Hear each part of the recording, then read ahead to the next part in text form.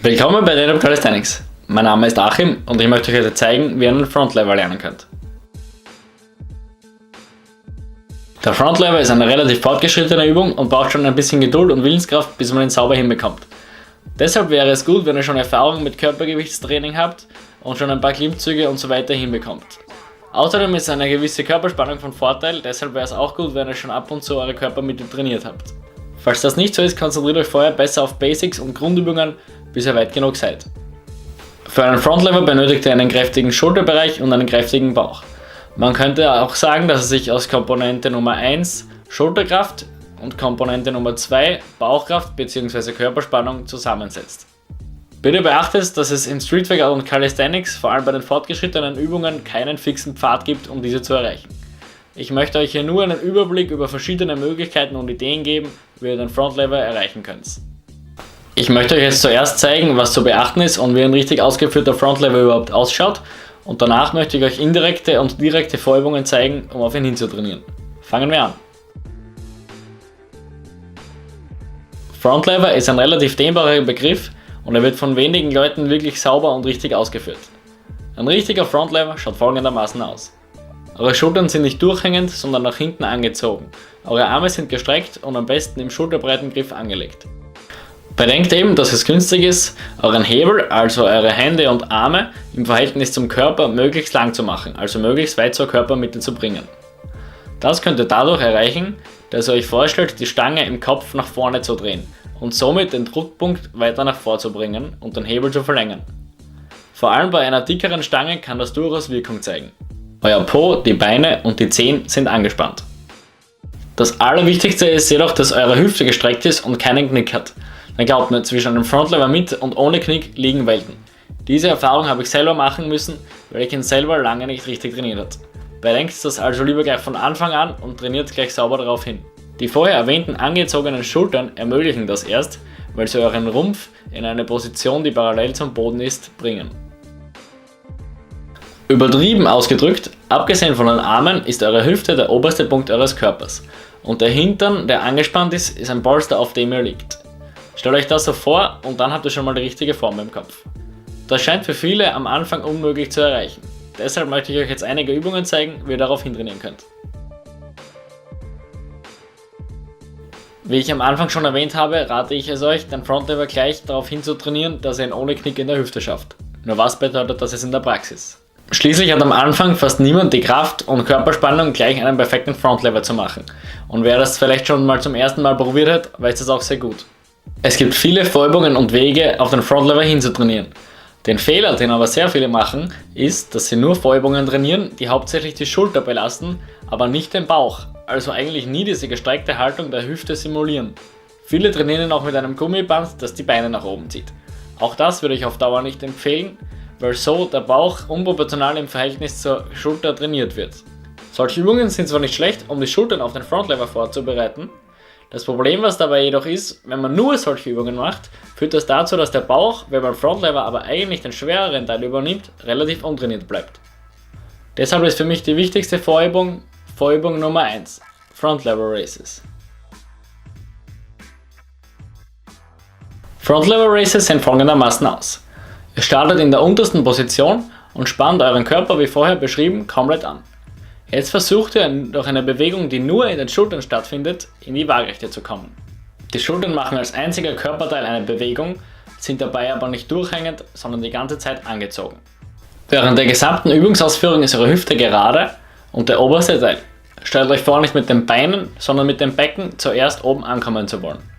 Das habe ich euch hier nochmal durch den roten Punkt verdeutlicht. Front Lever Raises sind selbst schon nicht so leicht. Deshalb könnt ihr sie am Anfang dadurch erleichtern, dass ihr Schwung holt.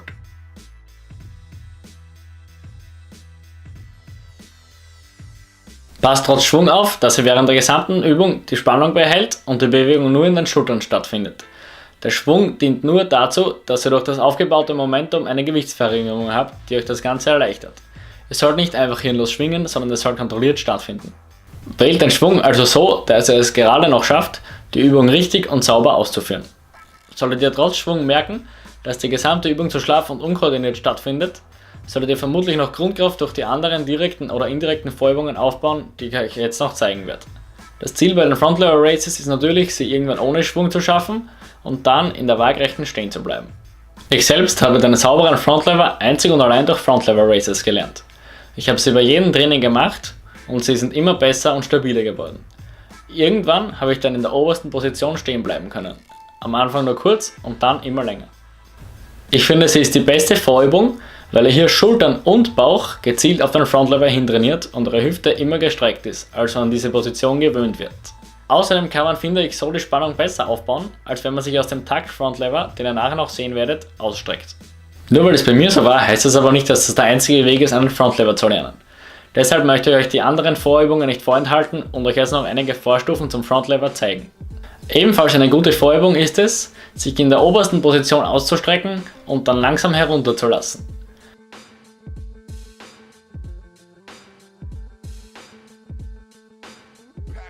Allerdings muss man hier vorsichtig sein, dass man die ganze Zeit die Spannung behält und keine knickende Hüfte hat. Gerade in der obersten Position fällt es nämlich vielen schwer, die Hüfte gerade zu halten. Deshalb finde ich sie auch nicht so gut wie die normalen Front Lever Raises. Vielleicht gefallen sie aber manchen von euch besser. Eine andere Vorübung, die eher die Schultern als den Bauch trainiert, ist, dass man sich den Front Lever dadurch erleichtert, dass man eines oder beide Beine anzieht. Wenn man sich in einer dieser Positionen gut fühlt, kann man dann versuchen, entweder eben beide oder ein Bein dazu auszustrecken. Diese Vorübung rate ich eher Leuten, die ihre Schultern auf den Front Lever vorbereiten wollen. Weil die Hüfte hier fast immer geknickt ist, wird der Bauch nämlich nur leicht trainiert.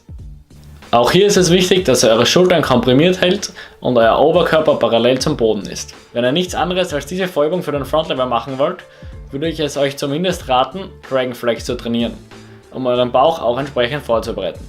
Die werde ich euch nachher noch genauer zeigen. Die letzte Vorübung, die ich euch nicht vorenthalten will, aber nur am Rande erwähnen werde, ist das Straddle Front Lever.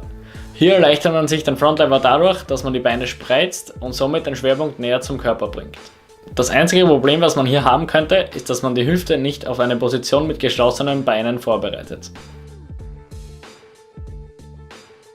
Jetzt möchte ich euch noch einige indirekte Vorübungen zeigen, die euch helfen können, die für den Front Lever benötigte Grundkraft aufzubauen.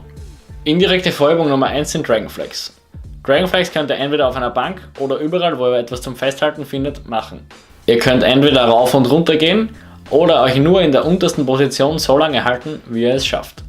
Dragon Flex sind selbst nicht so eine leichte Übung. Wenn ihr sie nicht schafft, könnt ihr versuchen, euch in die oberste Position hochzudrücken und dann langsam herunterzulassen. Wichtig ist, dass auch hier immer die Hüfte gestreckt bleibt und die Bewegung nur in den Schultern stattfindet. Sie bereiten euren Bauch super auf die gestreckte Position vor. Achtet deshalb darauf, dass ihr wie beim Front Lever immer angespannt seid und die Hüfte der oberste Punkt ist. Die indirekte Vorübung Nummer 2 sind Klimmzüge im Rudern. Wenn ihr schon gut mit Klimmzügen vertraut seid, was ja der Fall sein sollte, wenn ihr einen Front Lever lernen wollt, könnt ihr Klimmzüge versuchen, bei denen eure Beine nach oben gestreckt sind. Ihr solltet ca. schulterbreit greifen und der Oberkörper sollte während der gesamten Bewegungsausführung parallel zum Boden sein. Das kräftigt euren Schultergürtel und trimmt ihm auf die Belastung hin, der beim Front Lever ausgesetzt ist. Die letzte indirekte Vorübung, die ich euch zeigen möchte, sind Leg Raises im Liegen. Sie bereiten euren Bauch auf die gestreckte Belastung vor, weil hier in der untersten Position die größte Spannung herrscht. Spannt auch hier wieder eure Beine und den ganzen Körper an und geht ganz hinunter. Ihr könnt sie in verschiedenen Variationen machen.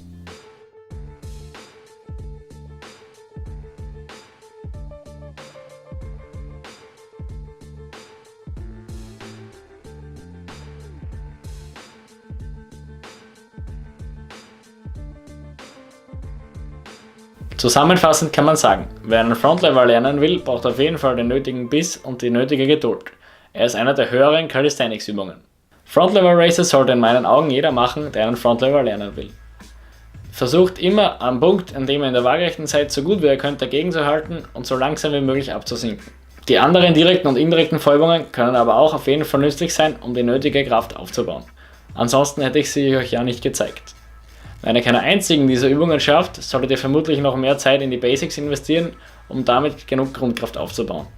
Denkt daran, dass der Front Lever, vor allem für jemanden, der ihn noch gar nicht kann, eine Maximalkraftbelastung ist, also eine Belastung mit hoher Intensität auf kurzer Zeit. Deshalb ist es eher nützlich, Übungen zu machen, die das gleiche simulieren. Das heißt, wenn er es zum Beispiel schon 10 Klimmzüge im Rudern schafft, wird es wenig Sinn machen, darauf hinzutrainieren, 20 zu schaffen, sondern eher mehr Sinn machen, zum Beispiel in die Frontlever Races zu investieren, um auf diesen kurzen Hold hinzutrainieren. Probiert am besten aus, welche der gezeigten Übungen ihr schon könnt und arbeitet euch dann langsam zu einer für euch schwereren Stufe hinauf. Sobald ihr bemerkt, dass ihr solide Frontlever Races noch dazu am besten ohne Schwung hinbekommt, zahlt es sich auf jeden Fall aus, mehr darin zu investieren und immer wieder zu probieren, in der obersten Position stehen zu bleiben. Das Wichtigste ist nämlich, dass man es gezielt probiert und auch immer wieder probiert.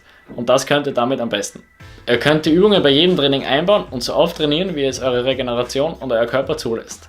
Wichtig ist, dass ihr auf euren Körper hört und die Übungen macht, die euch am besten vorkommen. Also probiert, was für euch selbst am besten passt. Je nachdem, was ihr bereit seid dafür zu geben, werdet ihr entsprechend schnell Fortschritte machen. Der Frontlever ist keine Übung, die von heute auf morgen kommt und braucht auf jeden Fall ein Stück Geduld und Beständigkeit. Er ist aber auf jeden Fall ein erreichbares Ziel für jeden, der fest dahinter ist. Seid also fleißig und achtet darauf, dass ihr ihn von Anfang an mit einer schönen Form, also ohne Knick, hinbekommt.